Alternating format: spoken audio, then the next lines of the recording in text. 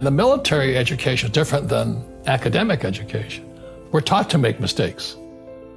So every day I'd fly and we had to kill the engine on our aircraft and crash. It's called auto-rotation. I used to fly R-22s, and it's the scariest thing you've ever done. But every aircraft we do, I was cross-trained in all the aircraft. We always practice crashing. Because one day, as you know, you will crash. And you did crash. And I did crash 3 times. But if I didn't practice that, I'd be dead. So what happens to the average person in a financial crash, they don't know what to do. And right now, as you know, for the middle class of the world, we're in a crash. The purchasing power of the yen, the euro, the rupiah, all going down. And people are working harder and harder and harder, and the central banks of the world are printing more money. Interest rates, Trump just told the Fed, don't you raise those interest rates. Well, that screws all the savers. Right. I was on CNN calling the crash of 2008. I said, Lehman's going down. You can check it out. I said to Wolf Blitzer, Lehman's going down. And he goes, oh! And he got kind of flustered because they're not allowed to say stuff like that. Right. And we had Jean Chatzky, who represents Wall Street, the mutual funds and 401k guys.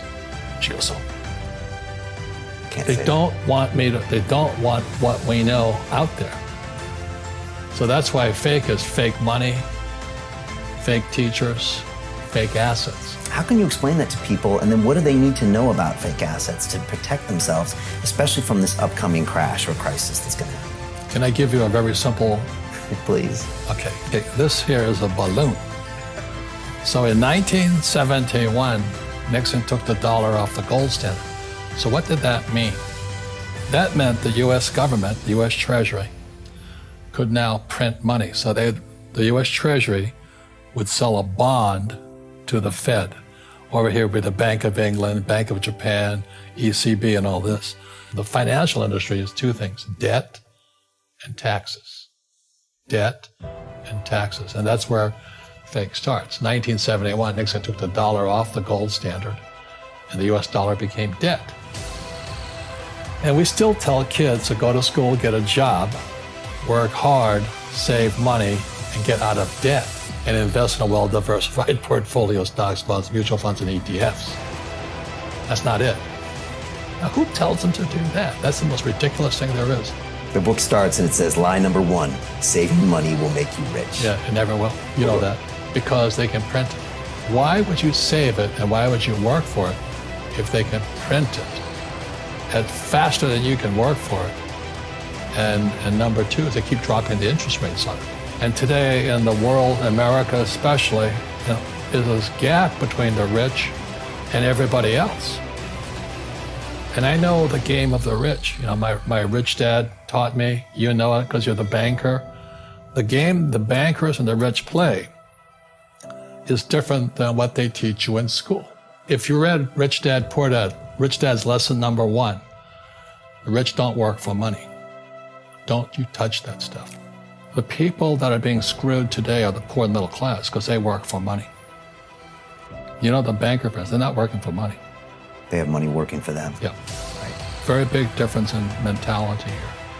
So we have, in America today, we have, even Ray Dalio of Bridgewater, one of the biggest hedge fund guys in America. He's saying this gap between the rich and everybody else is too wide. Well, you could have seen that back in 1972. Because the moment you corrupt money, the very thing that everybody works for, saves, counts on, they were screwed anyway. And our school system's fake money, fake teachers, fake assets, part of that same system. Government, education, Wall Street, City of London. And in Paris today, they have the yellow jackets. Yeah, the protesters. What's going on in America today are red for ed. All these school teachers are putting on red t-shirts because they know they're being screwed. They're protesting and all this. Their pension plans have been sucked dry by Wall Street. And what do? They put hedge fund managers in to manage the pensions. You gotta be kidding me. You put a hedge fund guy in to manage the biggest pot of money called the school teachers, firefighters, and police officers' pensions? They just sucked all the cash out of it. And the teachers are going, What happened to us? But because they don't know anything, it's red for Ed. They're out there protesting in mass all over the United States. But you don't hear about it. They talk about the yellow jackets. They don't talk about red for Ed. So this whole thing is coming apart right now. And it goes back to the question I have always asked, why doesn't our school teach us about money? Because Wall Street won't let them. That's simple. That's simple. And so if someone's listening to us that's stuck in that poor middle class trap and they hear it's their fear that ultimately is keeping them from that, that's a hard thing to hear, Robert. Well, every time I do a lot of speaking to the masses out there, Lehman doesn't invite me in because we're gone, but it's so risky. What you're saying is risky. And I said, what I do isn't risky for me, but it's risky for you. And when somebody says, what is risk? You have to look in the mirror. Do you know what I mean? For me to fly in Vietnam, that was high risk. But the higher the risk, the more you have to study. You know that, I know that. So if you're not going to study, you're not going to practice and all that, then you should do what Wall Street tells you to do. Buy, 401ks, mutual funds, ETFs and all that. But that's where they're fake assets, because they only make Wall Street or the city of London rich. Just watch where the cash is flowing. Follow the money. Yeah. It's not making the poor middle class rich.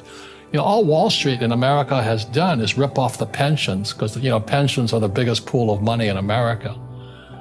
And states like Kentucky, New Jersey, Illinois, California, Hawaii are going bankrupt because Wall Street went in and just sucked all the cash out of their pensions. So the school teachers like my dad, the firefighters and police officers, they have no retirement now. And so that's why it's fake money, fake teachers, fake assets. They're the same system. You see, in 71, that's where fake starts. My rich dad sent me a letter. I was stationed on an aircraft carrier off Vietnam. And it says, hey, did you know that Nixon took the dollar off the gold standard? And we didn't know. We're not in the banking industry. And he says, watch out, the world's going to change. So by the time I got the letter, it was 72. My co-pilot and I said, well, what does gold and gold standard mean? Well, we didn't know. Was illegal for Americans to own gold in 72. Imagine that. Wow. That's how powerful gold was. And the more I researched it, the more I found out. So my co-pilot and I, where the book starts, fake starts, we fly behind enemy lines to go look for gold. We went to look for gold, and we're standing in front of this little Vietnamese woman who's the broker for the gold company, and she's selling this little cubes, nuggets of gold. And then, gold was 35 an ounce. It was now pushing 50 an ounce. So I figured, well, she's behind enemy lines, we're behind enemy lines, I can negotiate a deal. And she's a little tiny woman, little red teeth, because they chew beetle nuts all day long. And I go, I'll give you $40. And she goes, ha, ha, ha. So what's she laughing about? We're behind enemy lines, I got US dollars. She goes, ha, ha, ha. And then I realized she knew more about money than I did.